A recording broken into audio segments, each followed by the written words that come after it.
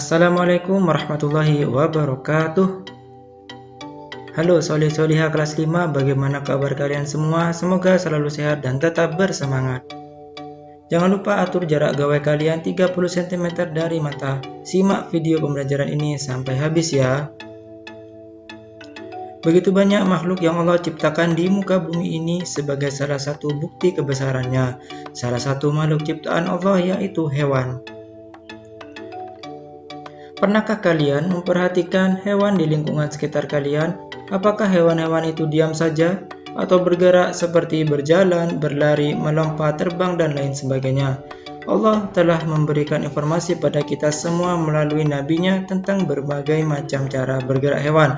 Allah Subhanahu wa taala berfirman dalam surat An-Nur ayat 45, Wallahu khalaqa kulla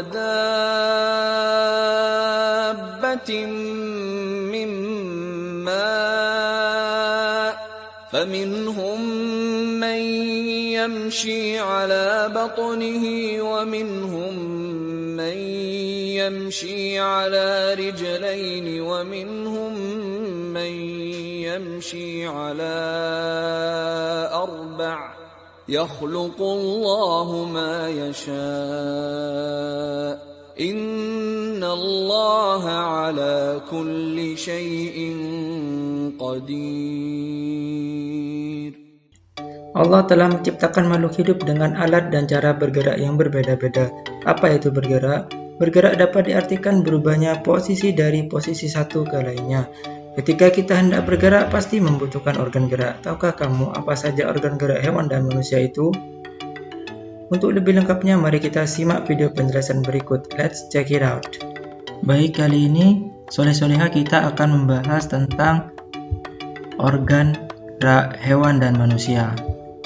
Nah, organ gerak itu dibagi menjadi dua, anak-anakku.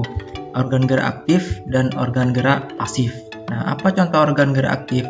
Organ gerak aktif itu contohnya adalah otot. Sedangkan organ gerak pasif itu adalah tulang.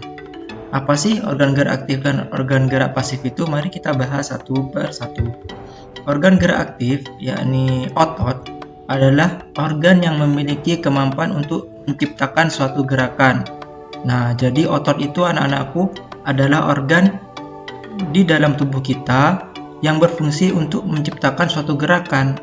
Nah, termasuk menggerakkan organ gerak pasifnya. Nah, organ gerak pasif itu tidak bisa bergerak sendiri tanpa adanya otot. Nah, apa itu organ gerak pasif? Organ gerak pasif itu contohnya tadi sudah disebutkan adalah tulang. Nah, organ ini atau tulang ini tidak bisa bergerak sendiri, anak-anakku. Nah, tulang ini baru bisa bergerak jika ada otot. Baik, untuk pembahasan kali ini kita akan berfokus terlebih dahulu terhadap organ gerak hewan.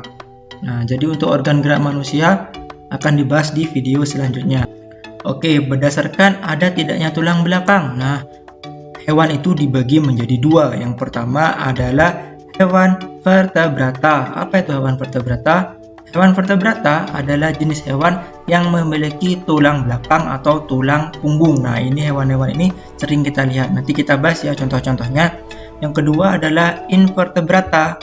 Nah, hewan invertebrata adalah jenis hewan yang tidak memiliki tulang belakang atau tulang punggung, anak-anakku. Nah, invertebrata itu biasa disebut juga avertebrata. Jadi nanti jika ada pembahasan mengenai invertebrata atau avertebrata itu berarti sama ya, hewan yang tidak memiliki tulang punggung. Baik, kita bahas hewan vertebrata. Nah, hewan vertebrata apa saja contoh-contohnya, lalu kita bahas alat gerak dan kegunaannya. Yang pertama ialah harimau. Nah, harimau ini memiliki alat gerak kaki, anak-anak. Kegunaannya apa? Nah, kita pasti tahu ya kalau kegunaan kaki harimau itu untuk berjalan, untuk berlari ya ketika harimau itu mengejar mangsanya, begitu. Yang kedua adalah ikan. Ikan itu alat geraknya apa? Alat geraknya ikan itu adalah sirip dan ekornya. Berfungsi untuk apa? Berenang. Biasanya sirip dan ekor itu berfungsi untuk mengatur arahnya atau mengatur kecepatan berenangnya ikan. Seperti itu. Yang ketiga adalah katak. Katak itu alat bergeraknya adalah tungkai kaki. Kegunaannya adalah untuk melompat. Juga bisa digunakan untuk apa? Berenang. Lalu burung. Di sini contohnya adalah burung elang. Burung elang itu alat geraknya apa? Sayap dan kaki. Sayap digunakan untuk terbang di atas ketinggian sana. Lalu kaki itu digunakan untuk berjalan ketika dia mendarat di bawah. Lalu ular. Ular itu alat geraknya adalah otot perut karena ular itu tidak memiliki kaki, anak-anakku. Cara bergerak ular itu biasa disebut melata. Baik, kita lanjut ke hewan invertebrata. Sama, kita bahas alat gerak dan kegunaannya. Yang pertama ialah siput, anak-anakku. Nah, siput itu juga tidak memiliki kaki. Siput itu bergerak menggunakan otot perut. Nah, fungsinya untuk apa? Untuk berpindah tempat. Lalu yang kedua adalah ubur-ubur. Nah, di film SpongeBob itu ya, sering sekali kita melihat SpongeBob itu menangkap ubur-ubur, anak-anakku sekalian. Nah, ubur-ubur itu alat geraknya adalah tentakel. Nah, fungsinya untuk apa? Untuk berenang, juga bisa digunakan untuk menangkap mangsanya. Lalu ada belalang. Nah, belalang itu alat geraknya adalah kaki dan sayap. Kegunaannya apa? Nah, kaki untuk melompat atau berjalan dan sayapnya untuk terbang. Lalu ada juga cacing, anak-anakku. Cacing itu alat geraknya adalah otot perut ya, hampir sama dengan siput. Kegunaannya untuk apa? Untuk berpindah tempat. Lalu yang terakhir adalah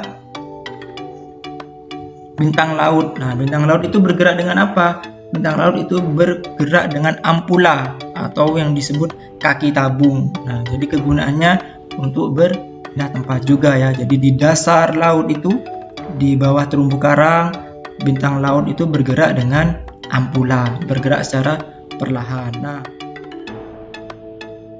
tentunya masih banyak lagi contoh hewan vertebrata dan invertebrata ciptaan Allah Subhanahu wa taala.